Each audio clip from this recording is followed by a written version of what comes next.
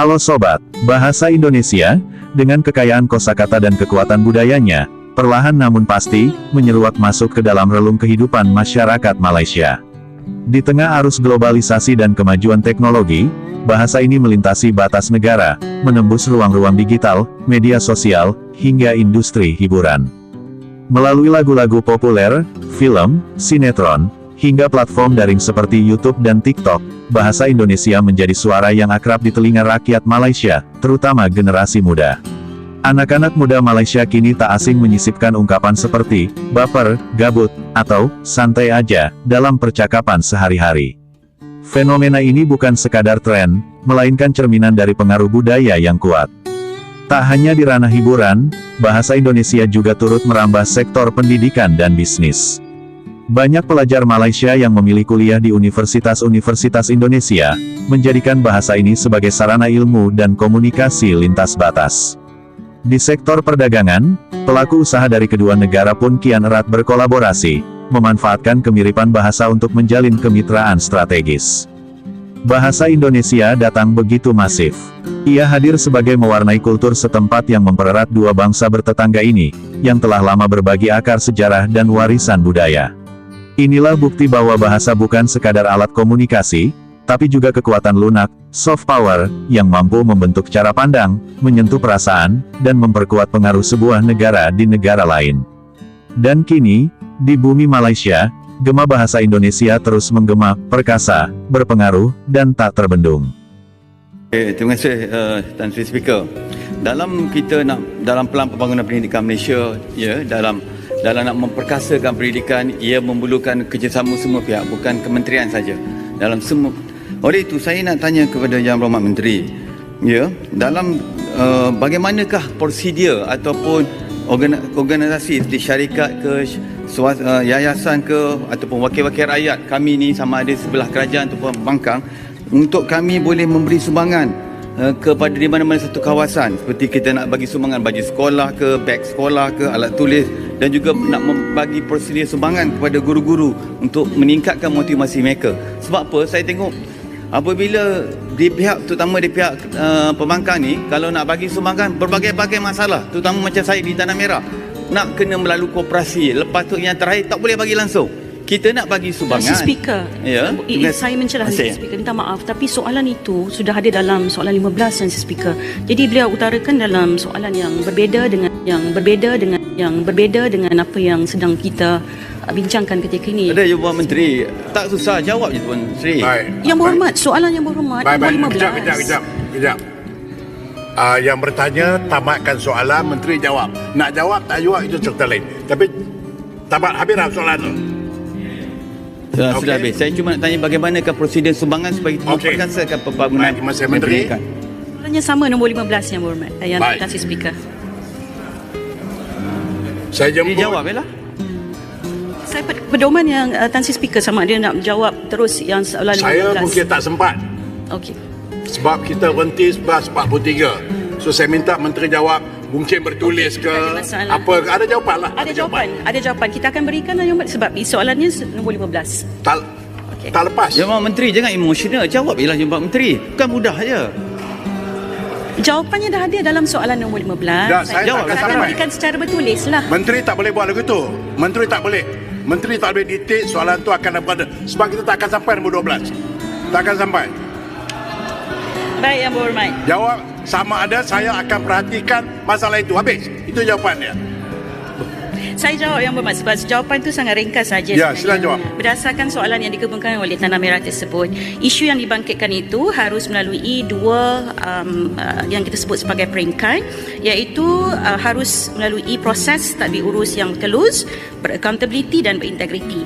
Jadi semua bentuk sumbangan atau pendanaan awam hendaklah disalurkan mengikut ketetapan yang digariskan dalam Surat Berkeliling Ikhtisas Kementerian Pendidikan Malaysia bilangan 3 tahun 2018, panduan penyaluran dan penerimaan sumbangan daripada sektor swasta dan bukan swasta kepada sekolah kerajaan dan sekolah bantuan kerajaan Kementerian Pendidikan Malaysia bertarikh 29 Mac 2018. Jadi sumbangan-sumbangan ini juga bagi memastikan interaksi yang profesional di institusi pendidikan serta mengutamakan keselamatan, kesejahteraan dan kebajikan warga sekolah.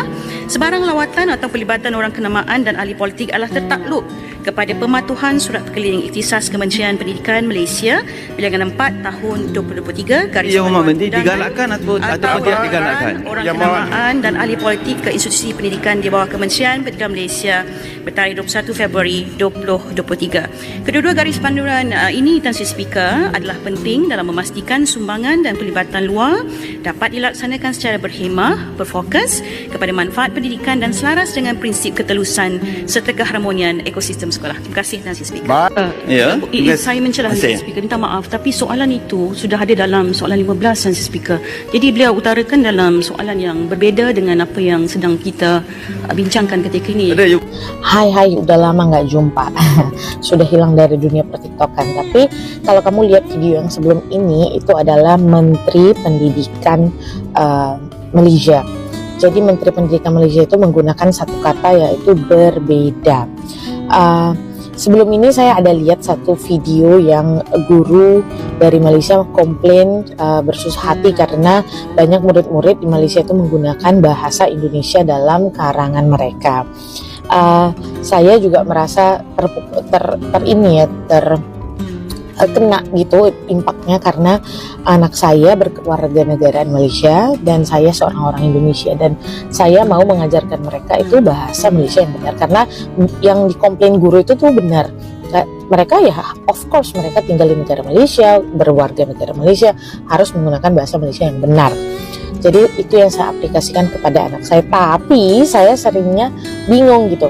Ada beberapa bahasa yang memang tidak dipergunakan di dalam percakapan sehari-hari, tetapi ada di dalam Kamus Dewan Bahasa yang sebenarnya mirip dengan bahasa Indonesia gitu. Seperti kata rumah sakit itu sebenarnya pernah dipakai dulu-dulu dan di dalam Kamus Dewan Bahasa juga ada. Tapi nggak tahu karena nggak pernah dipakai dengan percakapan dan itu dianggap salah. Dianggap itu adalah bahasa Indonesia. Tetapi kalau kamu lihat video yang barusan ini, itu adalah Menteri Pendidikan Malaysia yang menggunakan kata berbeda. Sedangkan kalau di Malaysia mereka menggunakan kata berbeza. Dan begitu saya cek ke Kamus Dewan Bahasa bahwa berbeda itu tidak ada. Yang adanya berbeza. Sekarang yang mana yang benar, saya menjadi bingung gitu. Seorang Menteri Pendidikan menggunakan berbeda, tetapi sebenarnya di dalam kamus itu tidak ada. Tapi katanya kalau saya lihat di komennya penggunaannya benar. Pusing.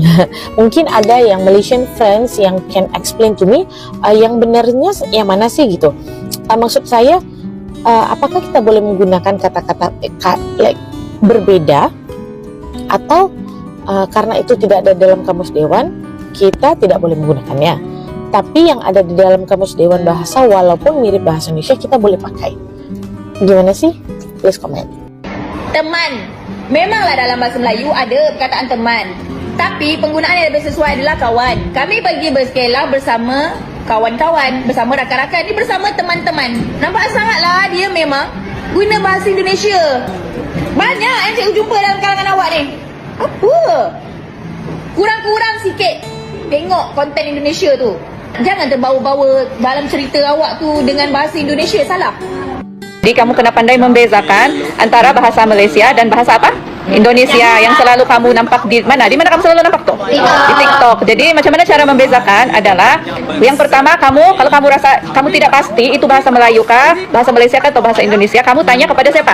Cikgu. Kalau bukan dengan cikgu boleh tanya kawan-kawan, ibu bapak ataupun adik-beradik kamu, kakak abang. Kemudian yang kedua, kamu kena selalu membaca buku cerita dalam bahasa Malaysia supaya kamu dapat membezakan mana satu bahasa Malaysia dan mana satu bahasa apa? Indonesia. Kurang-kurangkan melihat video yang dalam bahasa Indonesia. Kan ada bahasa lain, bahasa Inggris. Adakah bahasa Malaysia tuh di dalam TikTok? Adakah? Tengoklah bahasa Malaysia banyak. Tapi kalau kamu sudah pandai bahasa Malaysia macam cikgu, tidak sudah halangan untuk kamu tengok banyak-banyak bahasa Indonesia pun tidak apa. Supaya kamu punya karangan itu tidak bercampur. Kemudian, kamu selalulah bercakap di dalam bahasa Malaysia. Kamu kena pandai membezakan mana bahasa Malaysia, mana bahasa Indonesia, mana bahasa ibunda kamu sendiri di sini. Paham? Bolehkah? Boleh. Bahasa Indonesia kini makin populer di Malaysia. Anak-anak, remaja, bahkan orang dewasa di sana mulai terbiasa menggunakan bahasa Indonesia, terutama lewat media sosial dan tontonan dari Indonesia. Kenapa bisa begitu? Karena sinetron, lagu, TikTok, dan konten YouTube dari Indonesia banyak ditonton di Malaysia. Bahasa Indonesia pun dianggap keren, lucu, dan ekspresif. Dari rakyat biasa sampai selebriti dan politisi Malaysia pun banyak yang fasih atau setidaknya paham bahasa Indonesia. Karena mirip dengan bahasa Melayu, bahasa Indonesia mudah dipahami dan cepat menyebar. Kesimpulannya, bahasa Indonesia semakin kuat pengaruhnya di Malaysia, terutama di dunia digital dan budaya pop.